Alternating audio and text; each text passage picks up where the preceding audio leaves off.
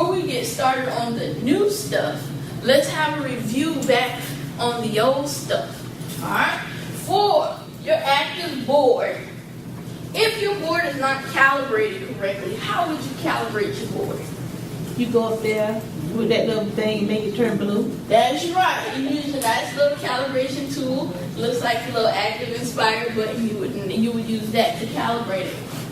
Alright, I've already started this board, but I need to get to the dashboard. How would I get to the dashboard? Forget.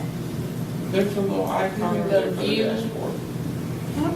You can say view and click dashboard. Go to view and click dashboard. That would take us to our dashboard. That will bring the dashboard back up. What are we using our dashboard for? What do you want to? What do you want to? Do you want to use flip charts? Do you want to already have a file? You want to do annotations?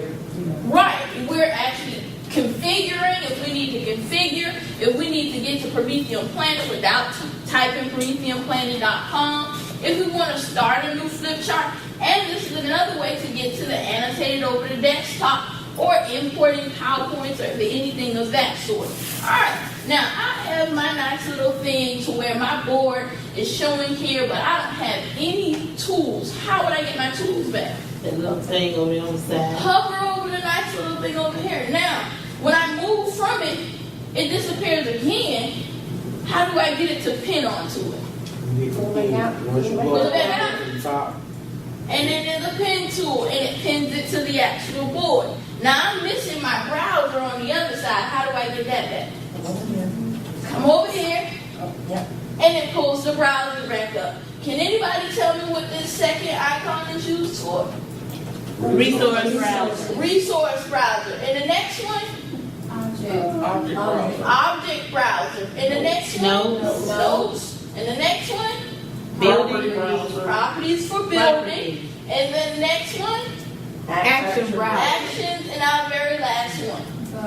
Voting browser. Voting browser. All Voting. right. That's what you're gonna get when the girls with the. Oh, the clicker thing. Oh, y'all are good. All right. Well, here's what we're going to cover in this session. We're actually going to cover the voting, the slate, the active view, which is your camera. So we're going to go through how to use all of those devices. And we're going to start with your very first one of why these features are needed. Okay? These features are really to engage your students in the classroom.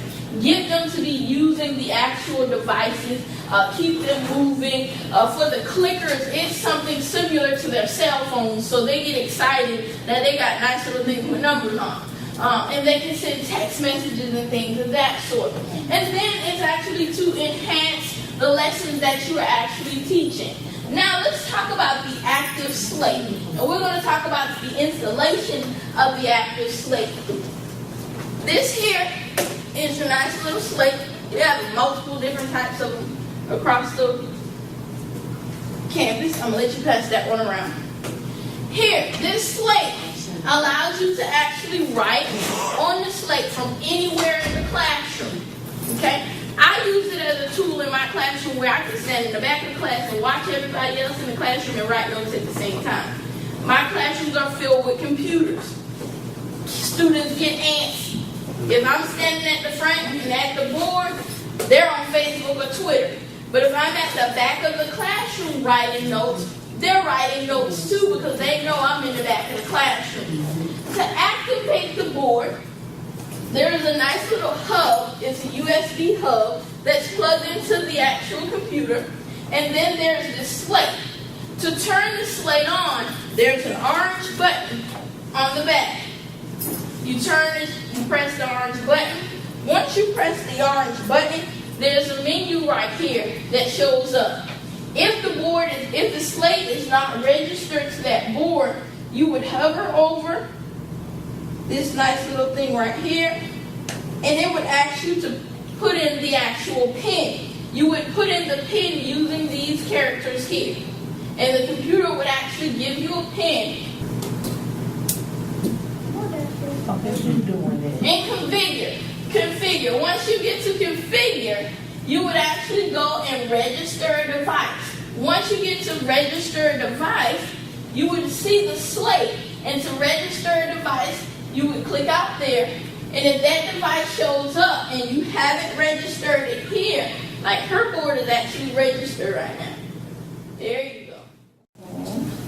Alright, now, right on the board like you were at the board, first you got to change into your pen tool. How do you get to your pen tool?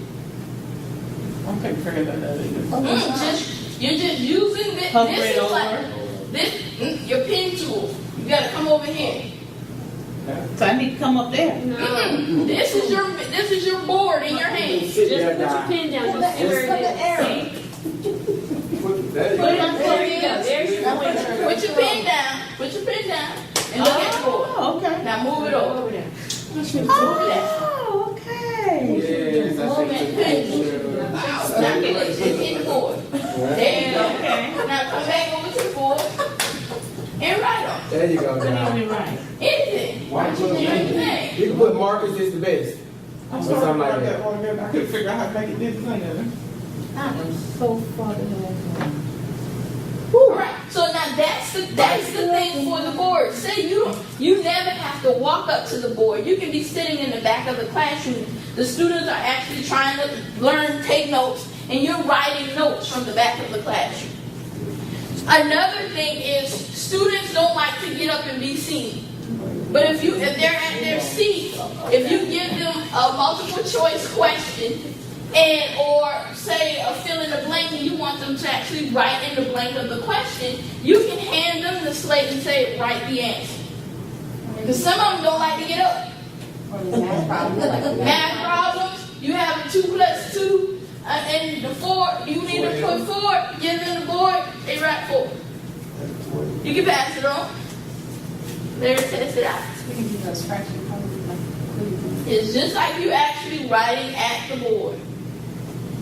Now, it takes, to be honest, it takes a lot of practice. With me, it was easy because I used to write on a tablet PC so I could write without looking at the slate. But sometimes you have to figure out where you are and just know that this board and this slate, this is a smaller version of the board.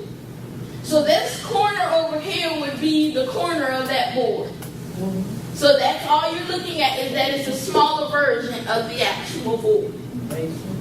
Alright? He's clear. Hit it clear. You know how to hit it clear?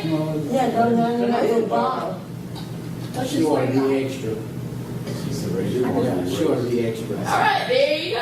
And you erase from the actual Why you board. make that stuff?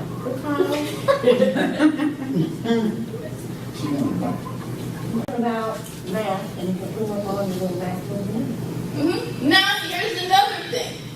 If, say for not even writing, but you have an actual name call out. Say you want to select the students' names. Okay? Students, they're doing an assignment, you have a pop quiz real quick quiz is what I call it. And you want to call their name out. But you don't want to just say, they just say, you're picking on me. Okay? So to randomly call their name out, who has the board? Alright, move your actual tool over, get your selection tool. You gotta get rid of the eraser. Yep, get your selection tool. There you go. Tap the board. There you go. Got it?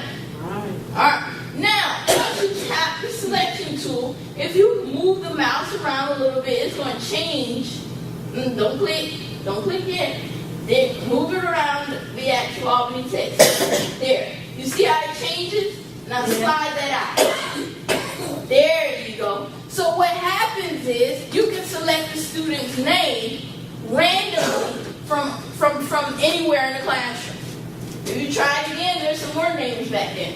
The actual tool changes from the regular clicker to the actual pointers with the arrows or cross with pointers on the end. Alright, before moving on, are there any questions about the slate? Everybody got the slate?